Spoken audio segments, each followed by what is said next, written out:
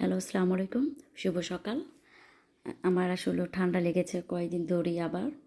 আমার আসলে মনে রোগ প্রতিরোধ করার ক্ষমতাটা অনেক কম। একটুতেই হলেই এখন দেখি শরীর অসুস্থ হয়ে যায়। তো আজকে সকালে শীতের পিঠা বানানো শুরু করলাম। আসলে এই কয়দিন আমার আর বানানো হয়নি। একটার পর একটা ঝামেলা যাচ্ছে। তো ননদ একদিন ফোন দিয়ে বলল যে পিঠা খাবে।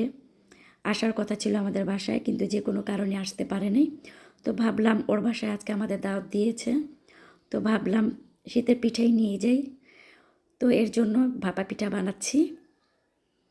তো পিঠা নিয়ে যাব। চিতই পিঠাও ভিজানো পিঠাও নিয়ে যাব, সেটা রেসিপিও দেখাবো। আর এখন দেখাচ্ছি ভাপা পিঠা কীভাবে বানালাম সেটাই। আসলে কি জানেন, শ্বশুরবাড়ির মানুষদের ইচ্ছে করে অনেক কিছু করতেও ইচ্ছে করে আসলে। তারপরও আসলে মনে হয় কি আমার নাম নেই। মানে কোনো দিনও মনে কি ছেলের বউ কখনোই শাশুড়িদের কাছে বা শ্বশুরবাড়ির কাছে আপন হয় না। এটা কি সবার ক্ষেত্রে তো হয় কিনা জানি না। কিন্তু আমার কাছে এটা মনে হয়। কিন্তু আমার সাথে আসলেও সবার সাথে ভালো আন্ডারস্ট্যান্ডিং, ভালোই সম্পর্ক। তারপর কেন জানি মনে হয় কিছু না কিছু প্রবলেম থেকেই যায়। এই আর কি। তারপর আমার মন চায় আমি সবাইকে খুশি রাখি, ভালো রাখি। আসলে এটাই আমার মনে হয়, আমি সবাইকে ভালো রাখি। আমার ইচ্ছে হয় সবাইকে সবসময় এটা ভালো-মন্দ, এটা সেটা রান্না করে খাওয়াতে বা আমার বাসায় সবাইকে ইনভাইট করতে। বা আমিও মাঝে, মাঝে সবার বাসায় যাই। আসলে হয় না, হয়ে ওঠে না। কি আর করার? আমি তো আমার ননদ আমার বাসার কাছেই থাকে। ওকে বলি সবসময় আমার বাসায় আসতে।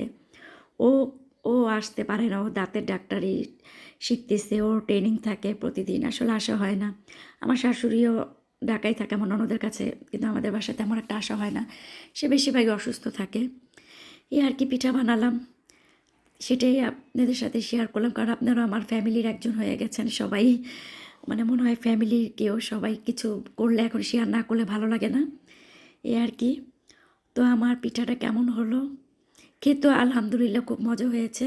এইবার শীতের ১ম পিঠা বানালাম। এর মধ্যে আর বানানো হয়নি আমার পিঠা। তো আজকে এই শীতের মধ্যেই ১ম পিঠা বানালাম। এর আগে খাওয়া হয়েছে, আমার বাসা থেকে দেওয়া হয়েছে। আমার মা বানিয়ে, বানিয়ে পাঠাতো, আমি খেতাম। এবার নিজেই বানালাম।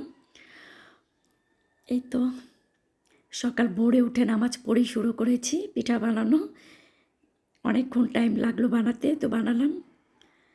তো কেমন হলো কমেন্ট করে জানাবেন। আমার জন্য দোয়া করবেন, আমি আপনাদের জন্য দোয়া করি। এই তো কেমন অবস্থা আর কি, সবারই ভালো আছেন আশা করি। আমিও আলহামদুলিল্লাহ ভালো আছি। তো রাখি। আসসালামু আলাইকুম। আল্লাহ হাফেজ।